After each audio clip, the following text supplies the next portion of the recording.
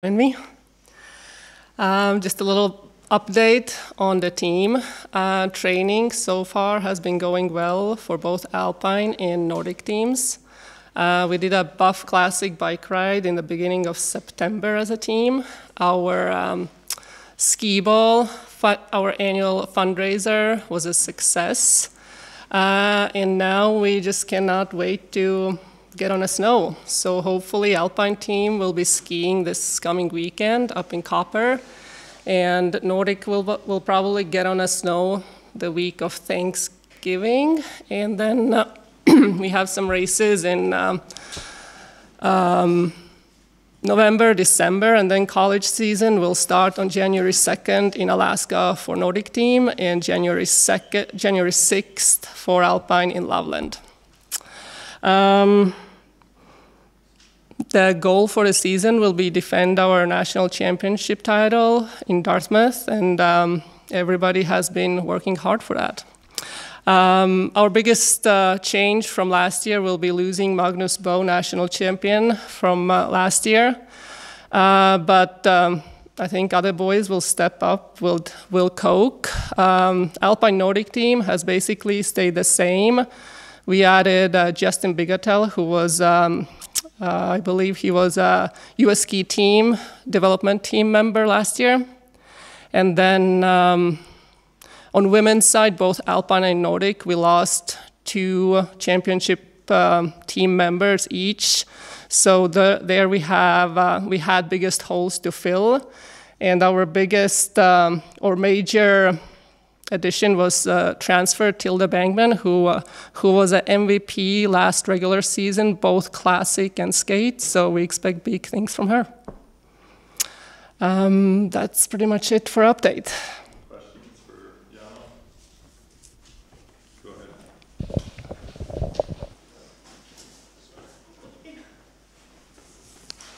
ahead. Hey, Coach. Pat Rooney from the Boulder Camera. You mentioned wanting to defend your championship from last year. Also, not a ton of losses, but some really key ones for your program. I guess in a nutshell, what has to happen? What kind of athletes have to step up in order for the team to get into position to defend that championship? So everybody has to do their job, which is perform to best their abilities. We're hoping to avoid DNFs, especially in Alpine, which did not finish. So, and if everybody does their job and skis to their potential, I think we can achieve our goal. Hi, Coach. Nikki Edwards, CU Sports Report. You're talking about kind of the veterans of the team. When you're looking at your young group, who's really standing out to you and can really contribute this ski season? Definitely our couple of guys on Nordic side and Alpine side. We have Trey Jones, who just made the USD team. And looking at him, he's been developing really well. So I hope he will make some international trips for US team as far as for us as CU, NCAA level as well. And then, of course, we'll see. I hope that Justin and Ryder Sarchette, they are our youngest Alpine skiers, that they can keep their progress.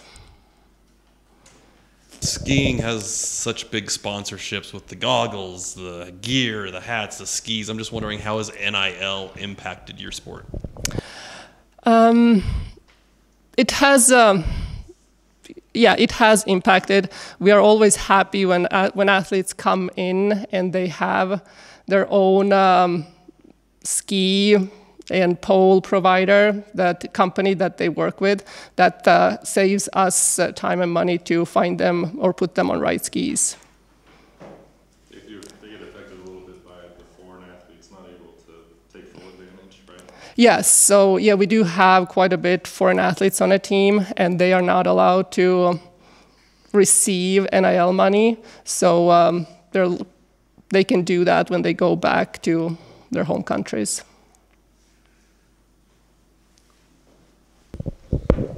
Hi, Coach. Thad Anderson with Buff Vision.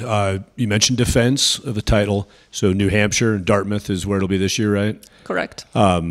Curious about advantages or just the sensation of competing at Steamboat, more locally and more familiar, and then the challenges maybe in the difference in geography or location in terms of defending that title. On Nordic side, Dartmouth has new ski trails, so I believe none of the Western skiers have really skied there before. So that's definitely one of the disadvantages going there. And on the Alpine side, probably the snow on the east is usually icier, so that's disadvantage on the Alpine side. But I think what helps us to go on a sea level, coming from altitude, racing on sea level should give advantage to us. I just have one last one, Coach. Roller skiing and Nordic skiing, like a lot of your dryland training is roller skiing. This past week in Soldier Hollow, some really good results. Can you just talk about how that kind of translates and the importance of roller skiing, and now that there seem to be a lot more higher level competitions with roller skiing kind of in the off season? Yes, so roller skiing is the way we Nordic skiers train for the season. And past 2 weeks, U.S. ski team had a camp in Park City, and they do have a roller ski track there. And they had some races there Friday, Saturday, and we had a couple of athletes attending those races, Tilde Bangman, Will Koch, and Hanna Abrahamsson. And Tilde was third on both days, which is great result, just behind Jessie Diggins and Rosie Brennan, who are one of the best skiers in the world. And then Will ended up sixth in sprint, really close together with some of the best U.S. skiers. So great results. I think it don't really correlate exactly to skiing on the snow, but it shows that athletes are in shape and they are moving towards they are trending into the right direction. Any other questions for Jana? All right, thanks, Coach. All right, thank you. Go